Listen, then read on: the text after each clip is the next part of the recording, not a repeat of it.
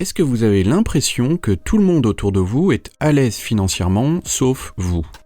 Il se peut que vos amis, vos collègues de travail et même les membres de votre famille semblent avoir les moyens de payer leurs factures sans aucun souci, de se commander des repas à domicile, d'assister à des concerts, de partir en vacances, en un mot de profiter des plaisirs de la vie qui semblent hors de portée pour une personne qui a un budget ordinaire. Et même si certains parfois rencontrent des difficultés financières, ceux dont les revenus et les dépenses semblent similaires aux vôtres semblent mieux s'en sortir. Alors que vous jonglez avec un budget contraint et vous avez l'impression de lutter pour faire face à l'augmentation du coût de la vie. Alors, pourquoi cette différence ? Est-ce que ces personnes sont vraiment en meilleure situation que vous ? Examinons pourquoi les gens autour de vous peuvent paraître si insouciants et à l'aise financièrement. Et certaines de ces raisons sont évidentes lorsque l'on y réfléchit un minimum. Si vous cherchez à améliorer votre situation financière, n'oubliez pas de vous abonner à ma chaîne pour être prévenu dès qu'une vidéo est publiée. Et cliquez sur le pouce bleu si cette vidéo vous a plu. J'en profite pour vous rappeler que j'ai mis à votre disposition des ressources gratuites pour vous aider à mieux gérer vos finances personnelles et commencer à investir. Tableau de gestion de votre budget personnel, liste des meilleurs ETF pour investir sur PEA et compte titres ordinaires, et encore plein d'autres documents. Vous pouvez les télécharger gratuitement dans la description de la vidéo. Il vous suffit de renseigner votre adresse mail. Pourquoi tout le monde semble avoir plus d'argent que vous ? Déjà, les options de crédit sur les cartes bancaires sont bien plus répandues qu'on ne le pense. On estime qu'il y a environ un tiers des Français qui ont une dette sur leur carte de crédit, et la plupart n'y prêtent aucune attention. Ils semblent considérer les dettes sur leur carte de crédit comme de l'argent gratuit qui ne nécessite aucun remboursement.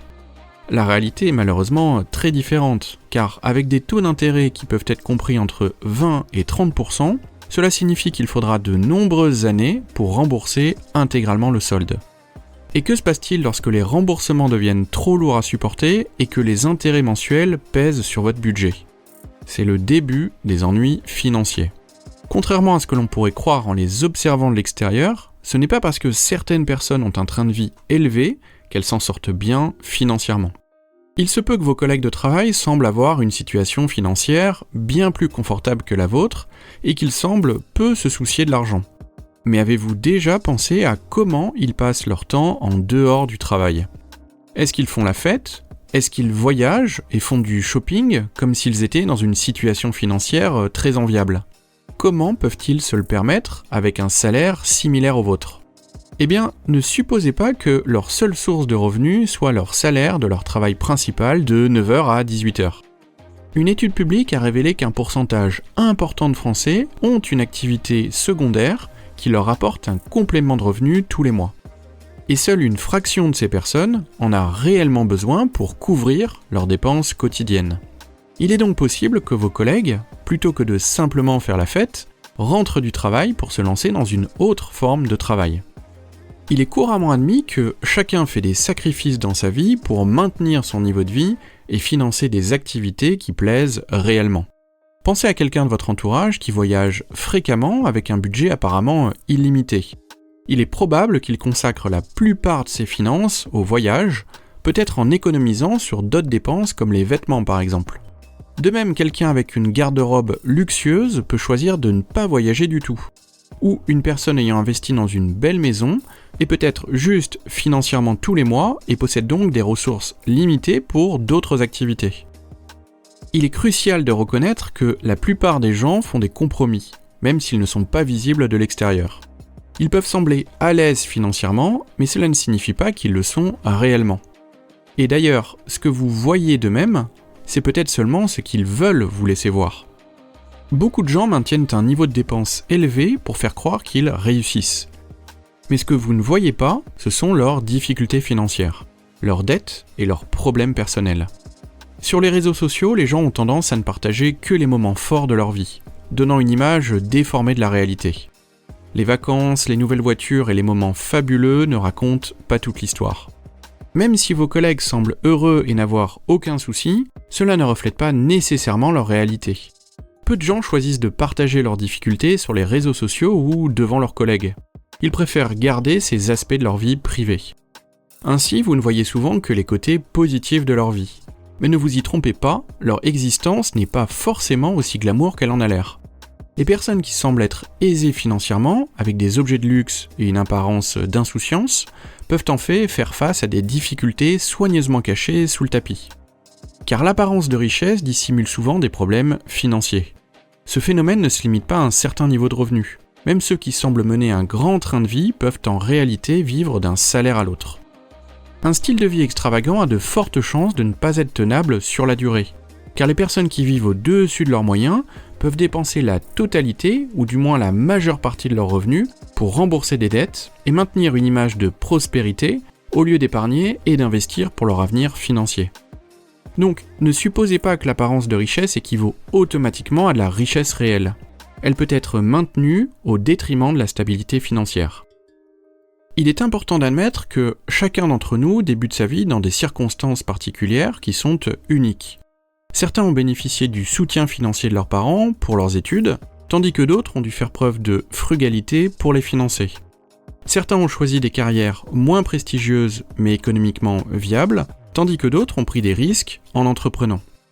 Chaque personne a sa propre histoire, et des facteurs tels que le moment où elle est entrée sur le marché du travail ou les choix éducatifs des parents ont également influencé leur situation financière actuelle. Bien que les apparences puissent parfois donner l'impression d'une égalité de traitement, les parcours individuels vers le succès sont tout sauf uniformes. Ces différences soulignent l'importance de reconnaître la diversité des chemins empruntés par chacun pour atteindre ses objectifs. La véritable richesse se manifeste en silence. Les personnes ostentatoires et vantardes peuvent sembler riches en raison de leur comportement extravagant, mais les véritables personnes aisées ne ressentent pas le besoin de se mettre en avant. Elles sont conscientes de leur prospérité et de leur réussite, et n'éprouvent pas le besoin de dépenser ou de faire des démonstrations flamboyantes pour impressionner les autres. Les personnes véritablement riches préfèrent rester discrètes et éviter toute attention inutile. Lorsque vous rencontrez quelqu'un qui étale sa richesse, il est important de se demander si cette richesse est authentique ou simplement mise en scène. Souvent il s'agit d'une façade, et cette personne pourrait très bien être dans une situation financière moins enviable que la vôtre. Il est donc sage de ne pas prendre tout ce que vous voyez au pied de la lettre.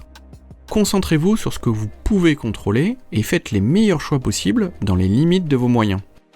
Faites de l'épargne et de l'investissement une priorité, car cela garantit non seulement votre sécurité financière, mais jette également les bases de votre réussite future. Adoptez une approche avisée de vos dépenses et de la gestion de vos revenus. L'adoption de ces habitudes est essentielle pour établir une base financière solide. Il s'agit de faire des choix qui correspondent à vos objectifs à long terme, plutôt que de simplement paraître riche. Engagez-vous à épargner et à investir régulièrement et de manière constante. En agissant ainsi, vous ne faites pas que donner l'apparence de la réussite financière, vous vous construisez activement un avenir financier solide et résilient. Rappelez-vous qu'il n'y a pas de chemin unique vers le succès financier, et que votre propre voie est celle qui compte le plus. Si vous débutez sur ce chemin de l'investissement, et si vous souhaitez vraiment partir sur de bonnes bases pour commencer à investir en bourse, je vous rappelle que j'ai créé une formation simple pour les débutants pour justement apprendre à investir en bourse et développer votre patrimoine de façon passive. Vous avez le lien vers la formation en description de la vidéo. Voilà, j'espère que vous avez apprécié cette vidéo. Si c'est le cas, n'hésitez pas à mettre un pouce bleu et à vous abonner, cela m'aide énormément dans le développement de cette chaîne. En attendant, je vous souhaite à tous plein de réussite dans vos investissements. À bientôt, ciao.